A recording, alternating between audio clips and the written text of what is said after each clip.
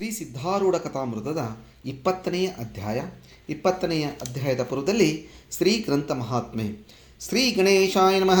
ಶ್ರೀ ಗುರು ಸಿದ್ಧಾರೂಢಾಯ ನಮಃ. 4 ವೇದ, 6 ಶಾಸ್ತ್ರ, 18 ಪುರಾಣ, 28 ದಿವ್ಯ ಆಗಮಗಳ ಸರ್ವಸಾರಭೂತವಾದ ಶ್ರೀ ಸಿದ್ಧಪುರುಷನ ಈ ಪವಿತ್ರವಾದ ಚರಿತ್ರೆಯನ್ನು ನಿತ್ಯವೂ ಶ್ರದ್ಧೆಯಿಂದ ಓದುವ, ಕೇಳುವ, ಪೂಜಿಸುವ ಸರ್ವಭಕ್ತರಿಗೆ ಧರ್ಮ, ಅರ್ಥ, ಕಾಮ, ಮೋಕ್ಷಗಳು ಸಿದ್ಧಿಸುವವು. ಸರ್ವ ಕಷ್ಟ ನಷ್ಟಗಳು, ಸರ್ವ ಪಾಪತಾಪಗಳು, ಚೋರ, ವೈರಿ, ವಿಷಭೂತಾದಿ ಭೀತಿಗಳು ಬಯಲಾಗಿ ಸರ್ವತಾ ಸಕಲ ಸನ್ಮಂಗಳಿಂದ ಕೂಡಿದ ಸುಖ ಸೌಭಾಗ್ಯಗಳು ಒದಗಿ ಬರುವವು. ಶ್ರೀ ಸಿದ್ಧ ಸದ್ಗುರುವಿನ ಕೃಪಾಪೂರ್ವಕ ಶ್ರವಣ ಮಾಡುವುದರಿಂದ ಶಾಂತಿ, ದಾಂತಿ, ವಿವೇಕ, ಜ್ಞಾನ, ಸದ್ಭಕ್ತಿಗಳು ಸಂಪ್ರಾಪ್ತವಾಗುವವು. ಈ ಗ್ರಂಥವನ್ನು ತನ್ನ ಇಷ್ಟದೇವತಾ ಮಂತ್ರದೊಡನೆ ಗಂಧ, ಅಕ್ಷತಾ, ಧೂಪ, ದೀಪ ನೈವೇದ್ಯಗಳಿಂದ ಪೂಜಿಸಿ ಪ್ರತಿ ಅಧ್ಯಾಯದ ಪ್ರಾರಂಭದಲ್ಲಿ ಗ್ರಂಥ ಮಹಿಮೆಯನ್ನು ಪಠಿಸಿ ಸ್ಮರಿಸಿ ನಂತರ ಪಾರಾಯಣ ಮಾಡಿ ಮಂಗಳ, ವಿಭೂತಿ, ಪ್ರಸಾದಗಳನ್ನು ಭಕ್ತಿಯಿಂದ ಸ್ವೀಕರಿಸುವುದು ಶಿಷ್ಟರ ಸಂಪ್ರದಾಯವಾಗಿದೆ. ಇತಿ ಗ್ರಂಥ ಮಹಾತ್ಮೆ ಸಮಾಪ್ತಿ. ಓಂ ತತ್ಸತ್. ಭಕ್ತರಿಗೆ ನೀ ಕಾಮಧೇನು, ಅವರ ಇಚ್ಛೆಯ ನೀವುತಿ. ವ್ಯಕ್ತವಾಗಿಯ ಸಕಲ ಜನರೊಳು ನಿನ್ನ ಸುಖವನ್ನು ಕಾಯುತಿ. ದೇಹ ಜ್ವಾಲೆಯ ಹಸ್ತ ಸ್ಪರ್ಶದಿ ಶಾಂತಪಡಿಸುವಿ ಸಿದ್ಧನೇ. ಸ್ನೇಹ ಭಾವದಿ ರಕ್ಷಿಸೆನ್ನನು ಇರುವೆ ಭವದೊಳು ಸಿದ್ಧನೇ. ಇರುವೆ ಭವದೊಳು ಸಿದ್ಧನೇ. ಹೇ ಸದ್ಗುರು ಸಿದ್ಧಾರೂಢನೇ, ನಿನಗೆ ಜಯ ಜಯಕಾರವಿರಲಿ. ಗೂಢವಾದ ಸ್ವರೂಪವನ್ನರಿಯದೆ ಪ್ರೌಢನಾದ ನಿನ್ನ ಕುರಿತು ಶರಣು ಬಂದಂಥ ನಮ್ಮನ್ನು ಉದ್ಧಾರ ಮಾಡೋನು ನೀನೇ ಇದ್ದಿ. ನಾವು ತ್ರಿಗುಣಜಾಲದಲ್ಲಿಯೂ ಪಂಚಭೂತಗಳ ಮೇಳದಲ್ಲಿಯೂ ಸಿಲುಕಿ ಬಹು ದುಃಖಪಟ್ಟೆವು. ಈ ಕಾಲದಲ್ಲಿ ನೀನೇ ಪ್ರಾಪ್ತನಾಗಿ ನಮ್ಮನ್ನು ಬಿಡಿಸುವಂತನಾಗು. ಸ್ವರೂಪವನ್ನು ಮರೆತು ನಾನಾತ್ಮ ನೋಡುತ್ತಿರುವೆವು. ಚಿತ್ತವು ತ್ರಿಗುಣದ ಉರಿಲಿನೊಳಗೆ ಸಿಲುಕಿರುವುದು. ಸಕಾಮ ಕರ್ಮಗಳನ್ನು ಮಾಡುತ್ತಾ ಸಂಸ್ಕೃತಿಯ ದುಃಖವು ಪ್ರಾಪ್ತವಾಗುವಂಥದ್ದಾಗಿರುವುದು. ಇದು ಜನನ ಮರಣ ರೂಪ ಸಂಸಾರವು. ಇದರೊಳಗೆ ಎಲ್ಲೆಲ್ಲಿಯೂ ಕರ್ಮಜಾಲವೇ ಪಸರಿಸಿರುತ್ತದೆ. ಅಜ್ಞಾನ ಜೀವನೆಂಬ ಮೃಗವು ದುರ್ಧರವಾಗಿ ಭ್ರಮಗೊಂಡು ಅದರಲ್ಲಿ ಬೀಳುವುದು. ದಾರಿ ನೋಡುತ್ತಾ ಚಾಲನೆಯ ಬೇಡನು ಕೇಳುತ್ತಿರುವನು. ಜೀವನು ಹೇಗೆ ತಪ್ಪಿಸಿಕೊಳ್ಳುವುದು ನೋಡುವುದು ಅನ್ನುವರು ಕೂಡಲೇ ಸ್ವಪಾಶನ ಹಾಕಿ ಜೀವವನ್ನು ತನ್ನ ಮುಖದ ಕಡೆಗೆ ಎಳೆಯುವನು. ಆ ಕಾಲದ ಕೈಯಲ್ಲಿ ಜೀವನು ಸಿಕ್ಕಿದನೆಂದರೆ ಪುನಃ ಜನ್ಮ ಮರಣ ಎಂದೂ ತಪ್ಪದು. ಆತನು ದುಃಖದಾಯಕವಾದ ಸಂಸಾರ ಚಕ್ರದ ಮೇಲೆ ಹಾಕಿ ಒಂದು ಕ್ಷಣ ಮಾತ್ರ ವಿಶ್ರಾಂತಿ ಕೊಡದೆ ತಿರುಗಿಸುವನು. ಏನಾದರೂ ಸತ್ಕರ್ಮ ಮಾಡಲಿಕ್ಕೆ ಹೋದರೆ ಕೂಡಲೇ ಅಲ್ಲಿ ಪಲಾಶೆಯನ್ನು ಹಾಕಿ ಜೀವವನ್ನು ಮತ್ತಿಷ್ಟು ಬಿಗಿಯಾಗಿ ತನ್ನ ಪಾಶದಲ್ಲಿ ಕಟ್ಟುವನು. ಹಾಗಾದರೆ ಇಂಥ ಜೀವನು ಜನನ ಮರಣ ರೂಪ ಸಂಸಾರದೊಳಗಿಂದ ತಪ್ಪಿಸಿಕೊಂಡು ಅಕ್ಷಯ ಸುಖವನ್ನು ಹೊಂದಲಿಕ್ಕೆ ಉಪಾಯ ಎಲ್ಲಿರುವುದು ಅಂದರೆ ಹೇಳುವೆನು ಕೇಳಿರಿ. ಒಂದೇ ಕ್ಷಣ ಸತ್ಸಂಗವು ಆಗುತ್ತಲೇ ಅದರ ಆನಂದಲೇಶವು ಹೃದಯದಲ್ಲಿ ಅನುಭವಿಸುವನು. ಅದರ ಮೂಲಕ ಸಂತ ಚರಣಗಳಲ್ಲಿ ಸಂಸ್ಕಾರವು ದೃಢವಾಗಿ ನಿಂತು ಮತ್ಯಾವುದೂ ಅಧಿಕ ಸುಖಕರವಾಗಿ ಕಾಣಿಸಲಾರದು. ಆಗ ದೃಢ ವೈರಾಗ್ಯವು ಹೃದಯದಲ್ಲಿ ತುಂಬಿ ವಿಷಯೇಚ್ಛೆಯು ದೂರವಾಗುವುದು. ಆ ದಿಶೆಯಿಂದ ನಿರ್ವಿಘ್ನನಾಗಿ ಪುರಾಣಗಳನ್ನು ಶ್ರವಣ ಮಾಡುತ್ತಾನೆ ಮತ್ತು ವೇದಾಂತ ಶಾಸ್ತ್ರದಲ್ಲಿಯೇ ಮನಸ್ಸು ರಮಿಸುವುದು. ಏಕಾಗ್ರ ಮನಸ್ಸಿನಿಂದ ಶ್ರವಣ ಮಾಡುತ್ತಾ ಸ್ವರೂಪದಲ್ಲಿ ಅಸಿಕ್ತ ಬುದ್ಧಿ ಉತ್ಪನ್ನವಾಗುವುದು. ಮನನ ಮತ್ತು ನಿಧಿಧ್ಯಾಸನಗಳಿಂದ ಜೀವೇಶ್ವರರ ಐಕ್ಯತ್ವವಾಗುವುದು. ಇಂಥ ಐಕ್ಯ ಜ್ಞಾನವು ಗುರುಕೃಪೆ ವಿನಃ ಎಂದೂ ಪ್ರಾಪ್ತವಾಗಲಾರದು. ಮತ್ತು ಈ ಜ್ಞಾನದಿಂದ ಬಹುಬಂಧನವು ಹರಿದು ಕಾಲನ ಪಾಶಖಂಡನವಾಗುವುದು. ಆದ್ದರಿಂದ ಸದ್ಗುರುವಿಗೆ ಶರಣು ಹೋಗಬೇಕು. ಆತನ ಕೃಪೆಯಿಂದಲೇ ಜೀವನು ಜ್ಞಾನ ಪ್ರಾಪ್ತಿ ಮಾಡಿಕೊಳ್ಳುವನು. ಆತನನ್ನೇ ಸಂಪೂರ್ಣ ಭಾವದಿಂದ ಭಜಿಸತಕ್ಕದ್ದು. ಇಲ್ಲದಿದ್ದರೆ ಬಹುಭಯವನ್ನು ಹೊಂದಬೇಕಾಗುವುದು.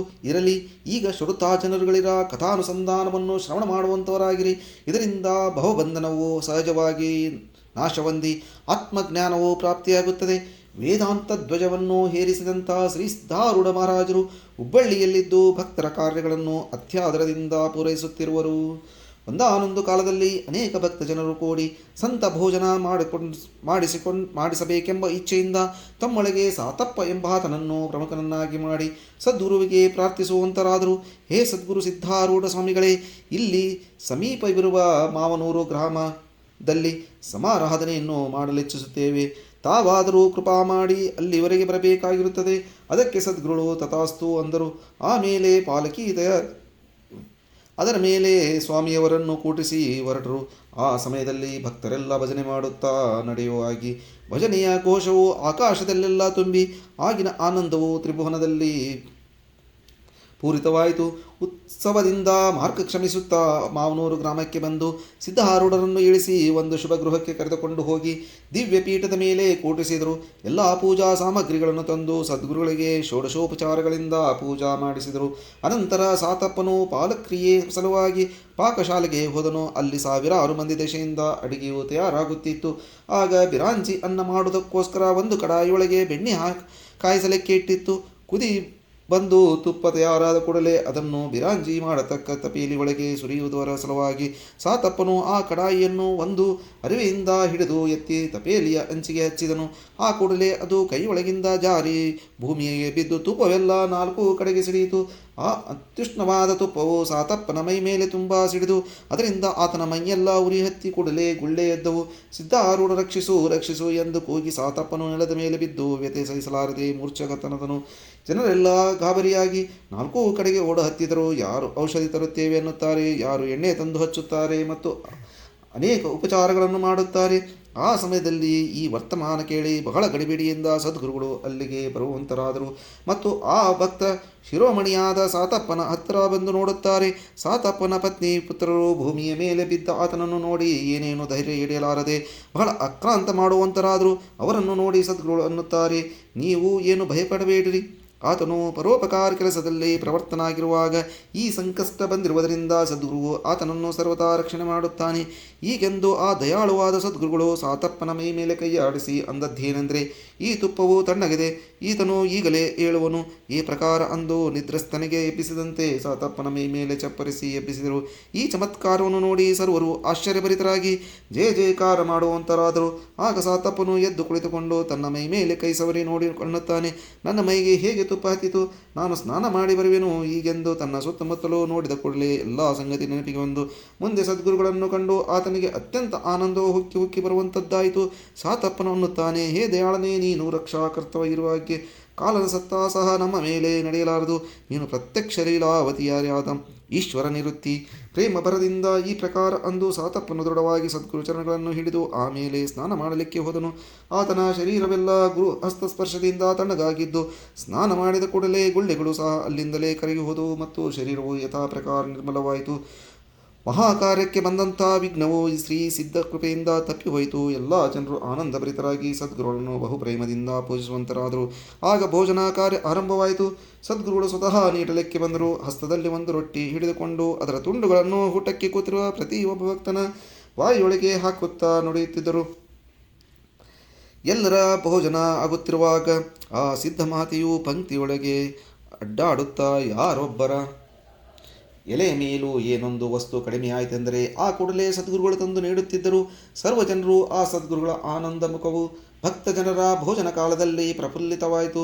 ಶೋಭೆಯನ್ನು ನೋಡಿ ಭೋಜನ ಆನಂದಕ್ಕಿಂತ ಅಧಿಕವಾದ ಆನಂದವನ್ನು ಪಡುವಂತರಾದರು. ಸರ್ವರಿಗೂ ತೃಪ್ತಿಯಾದ ಬಳಿಕ ಸಿದ್ಧರು ತಾವೂ ಭೋಜನ ಮಾಡಿದರು. ಸದ್ಗುರುವು ಭಕ್ತ ಕಾರ್ಯವನ್ನು ಈ ರೀತಿಯಿಂದ ನಿರ್ವಿಘ್ನ ಮಾಡಿಸಿಕೊಟ್ಟನು. ಹೇಗೆ ಬಾಲಕನ ಆನಂದ ನೋಡಿ ತಾಯಿಗೆ ಆನಂದವಾಗುವುದು ಅಥವಾ ಪ್ರಜೆಗಳ ಸೌಖ್ಯದಿಂದ ರಾಜನು ಸುಖಪಡುವನು, ಹಾಗೆಯೇ ಭಕ್ತರ ಸುಖದಿಂದಲೇ ಆತನು ಸುಖಪಡುವನು. ಭಕ್ತರ ತಂದೆ ತಾಯಿ ಎಂದು ಭಾವಿಸಲ್ಪಟ್ಟ ಸದ್ಗುರುವು ಅವರ ತಾಪವನ್ನು ಹರಣ ಮಾಡಿ ಅವರ ಪಾಪವನ್ನು ಕಳೆದು ಸುಖ ಸ್ವರೂಪವನ್ನು ತೋರಿಸುವನು. ಇರಲಿ, ಸದ್ಗುರುನಾಥರನ್ನು ಪಾಲಕಿ ಮೇಲೆ ಕೂಟಿಸಿ ಆನಂದದಿಂದ ಮರೆಸುತ್ತಾ ಭಕ್ತರು ಭಜನ ಘೋಷದಿಂದ ಸಿದ್ಧಾಶ್ರಮಕ್ಕೆ ಬಂದು ಇಳಿಸಿ ಜಯ ಜಯಕಾರ ಮಾಡಿ ಎಲ್ಲರೂ ತಮ್ಮ ತಮ್ಮ ಸ್ವಸ್ಥಾನಕ್ಕೆ ಹೋಗುವಂತರಾದರು.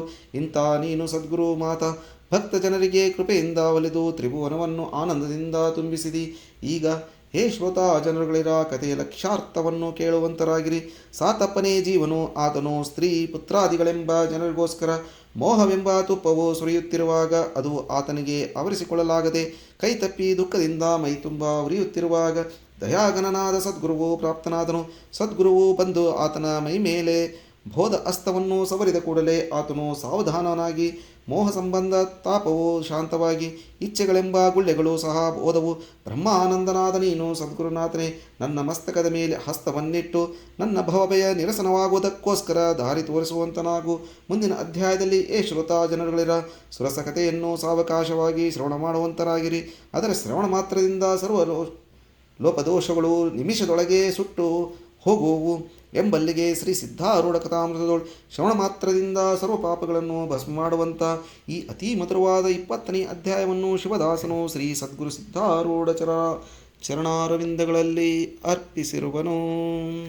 ಓಂ ತತ್ಸತ್.